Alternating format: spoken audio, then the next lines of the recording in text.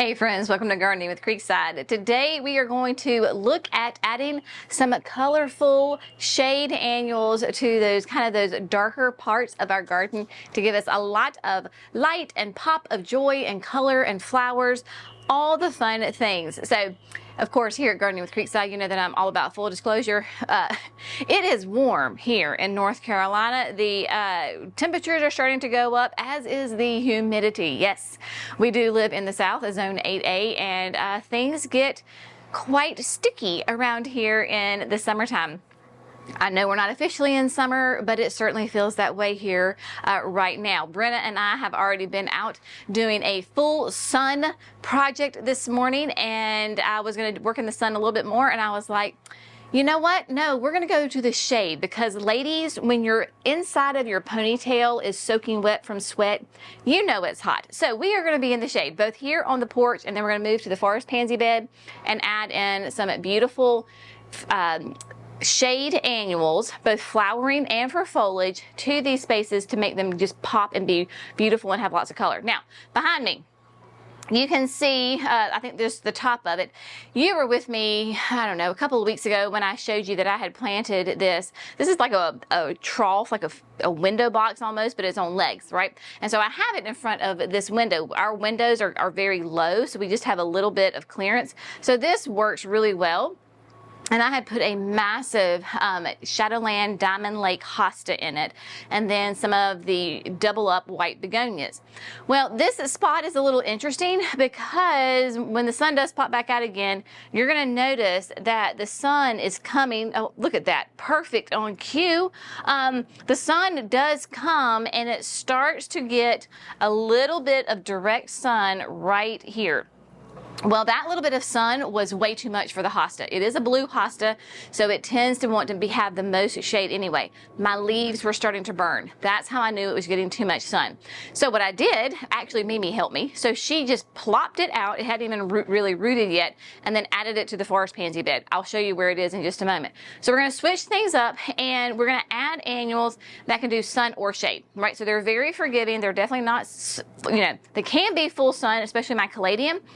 But this double up, y'all, is this not gorgeous? This is the Double Delight Apple Blossom. It is a begonia, but look how beautiful and elegant and I just think it's a very romantic looking plant. It is a begonia. It has an upright trailing habit to it.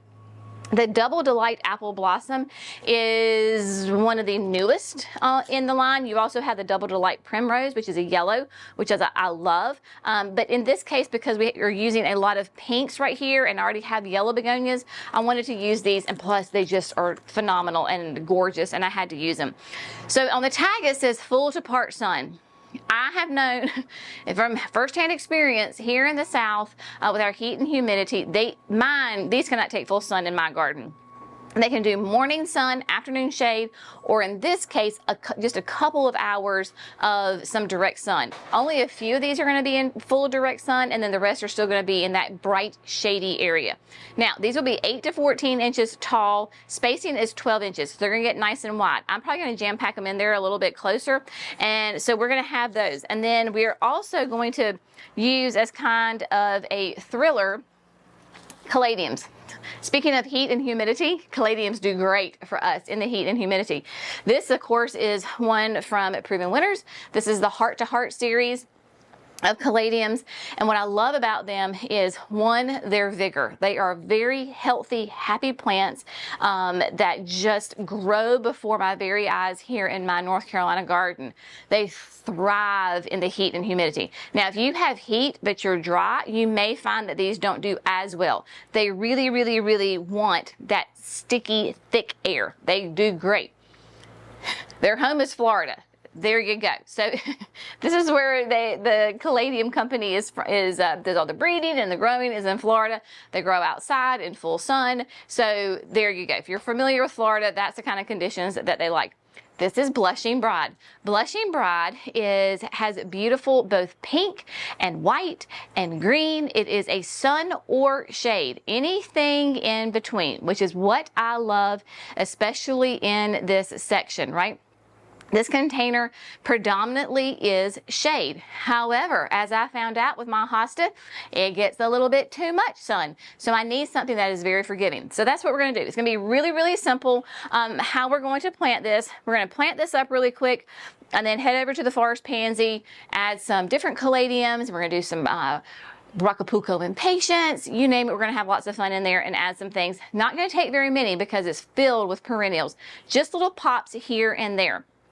Now, I always tell you to completely empty your container, start fresh with soil. Y'all, I literally just planted this like 2 weeks ago. Nothing had even rooted. So the hosta has been moved, the begonias got moved, and they got recycled to go somewhere else. So this is completely fresh soil. I am just gonna add just a little bit of biotone and a little bit of the slow release fertilizer in there, and then top dress with land and seed. But other than that, my soil is good because I literally just started this like 2 weeks ago. So let's get these babies planted. Okay, so I'm gonna plant this on an angle just because it's hard to film straight up against the wall. And then I will put it in front of this window. So just a little bit of a zhuzh of that. The Proven Winners continuous release plant food. Just a little bit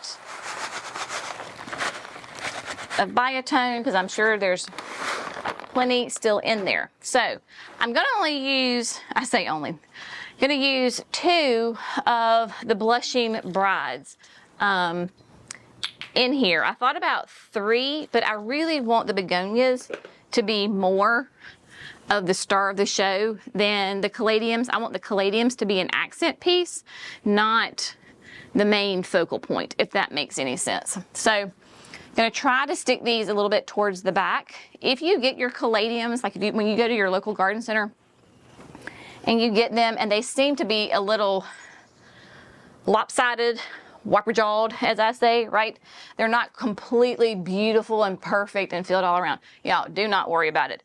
These things grow, like this one. The way it was sitting, because this was facing the outside of the tray and it had another caladium right here, so it looks a little one-sided. Trust me, in 3 days, you will never know. These things absolutely grow like a good thing, like a weed. That's a good thing in this case in our gardens. If you remember, we planted up the urns on the front porch and I used caladiums. I believe that was Snow Flurry. Every morning, bless his heart, he's so cute. Every morning after our coffee, we go back in the house and we walk by him, Jerry goes, man, these things are gorgeous. I think they grew overnight. And they really have. I mean, they have just filled in. So do not worry. These caladiums are going to get nice and full and thick and look like one big, massive plant. Now, I brought a whole tray of the apple blossom. I am not going to need all 10. I can't imagine that I will. Now, the one that I was showing you, to me, is like the perfect specimen. So I'm gonna put that one in the center and then work my way around. There really is truly like no rhyme or reason how we're gonna place these, because the look that I'm going for is that it'll be one mass planting and you really won't be able to tell individual plants from one another. Now you will today when I'm planting it, but when they really fill in, you won't be able to see that. It'll look like a big old planting. So I'm just gonna get these potted up and then I'll see you back here in just a second when I'm all done.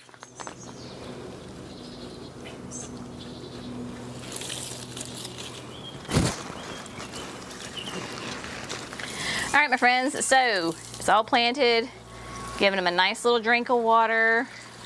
Poor little Brenna. German Shepherds, she would rather it be -10 outside than 85 degrees. She is definitely a cold weather dog, and so the heat, we got to watch her a little bit in the heat, but she's doing just fine, and she's so funny though. So anyway, I digress.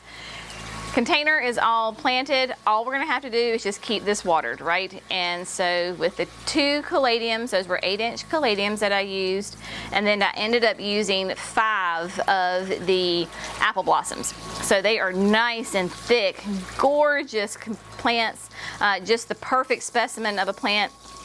And so yeah, just cleaning off the porch here a little bit, trying to stay in the shade as long as we can. We're gonna head over to the forest pansy and get some beautiful things in there for the shade. Doing our best to stay cool today. All right, my friends, so here we are next to the forest pansy bed. Of course, we call it the forest pansy bed because it has this gorgeous forest pansy red bud in it. I really don't know where the plants are gonna go. We're just gonna find holes and we're just gonna plop them in. This flower bed is just jam-packed with gorgeous perennials, right? Perennials and shrubs from grasses and astilbes and hostas and eucharas and toad lilies, and look at the hydrangeas, right? There's so many beautiful things in here. But I do have these shade loving annuals that I need to put in. And so, not that I have to put them in, like, not that the bed has to have it. That is not what I'm saying, right? So hear me. Mimi was even, she was like, Jenny, you do not have to add one more thing to this bed. And I know that I don't, but I have the plants available to me. Like, these are the plants that we had designated for shade gardens. And so I'm going to put them to use. So that is what we're going to do. Now, I really have 3 annuals that are going to go in the shade. I did grab one that's going to go in the sun in case I need it, but anyway, I digress. We'll hit that in a second. We're going to use again the apple blossom. I had 5 left over, so why not just go ahead and use them, right? So let's go ahead and plop them in here somewhere and go ahead and use this tray, and then out they go. Then the Rocapuco apple blossom, which, there you go. You got an apple blossom impatient, and you have the apple blossom begonia. Not confusing at all, now is it? So apple blossom 1, apple blossom 2. Woo. And then we have the beloved caladiums, right? This is white star. These are the same ones that we are using in the signature garden. They're sun or shade, which makes them great, right? And so they will get nice and thick and full. I went with these because it is more white, and in that shade garden, I can put it in the shade and it will really bring a pop of color, like brightness to the area, right? So I've got a bunch of those. We'll see how many I use and where they go. It's gonna be sporadic throughout. So my method here is finding a little empty space, right? So right between these 2 dark astilbes in front of a hosta and hydrangea. So we're gonna maybe put something like right there, just something little, maybe probably, I don't know. How about an apple blossom? We'll just say that and we'll figure out which one.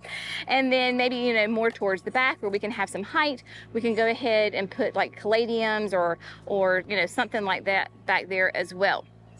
Now, this is a scaevola. It is a beautiful, they call it a blue. Yes, I know it's probably more purple, but this is one of the new introductions for next year. Gorgeous color. I love how nice and tight it is. So over here on this side of the garden, we have, right, this is where it gets the afternoon sun, right in here. So I've got options that I can put in here. These 2 pugsters are white. So maybe I put the pop of blue like right here, right? So let it come here and then kind of tuck it up back over this way. That would be fun because on the other side, I have my balloon flowers. And look, y'all, I've got my first real bud that's showing some color. So sweet. So I really don't want to put the blue right here in front of the blue balloon flower. I don't want to have too much of a, you know, a color contrast. So let me show you this. Forgot to tell you this. The Diamond Lake that I told you that was in the container on the back porch originally. Look, there she is. Isn't she just perfect? I mean, she fills in, and you can see I left the leaves that had gotten burnt, right? So you can see that white mark. That's where it was hitting this, the sun was hitting it and getting a little burnt. It'll be fine, it'll bounce back, but it looks much more at home here than it did in the container, and you would never know that it had gotten, you know, transplanted somewhere else. So everything is looking great. I am gonna add, this is not an annual, this is a perennial. This was okay. So if you're a gardener, right, and you have gardening friends, we have talked about this before, how it is, you help quote each other out. So our customer, dear sweet friend, Kathy, was at another local garden center that we love and adore in Gaston County. She found this fern. This is from Monrovia. This is a Jurassic pterodactyl eared lady fern. Never heard of it, but Kathy texted Mama, because they're master gardeners together, and said, look at this. So Mama was with me, and she was like, oh, look at this. And I was like, I want one. So Mama told Kathy, I need two. She didn't say one was for me and one was for her. Kathy wouldn't have cared anyway. So we're going to plant this pterodactyl fern in this spot. I had never heard of it before. It is, of course, full to part shade, hardy in zones 6 to 9, and it will be 18 inches tall and wide. So that is what we're going to do also while we're in this space. I just think it's super cool. And so we're gonna tuck it in right there. So I am just going to set up the camera and have fun gardening and just get these babies in the ground, you know, wherever it is that they may land. So let's figure it out together.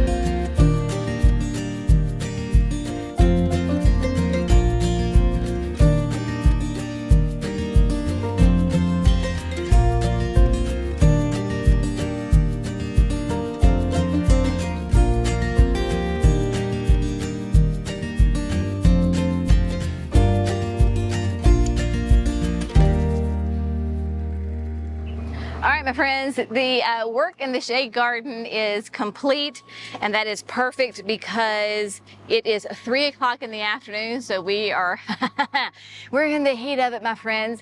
I told Jerry came over here to help me finish up, which was greatly appreciated, and I said we're gonna finish the video the way we started, without a hat and the top knot.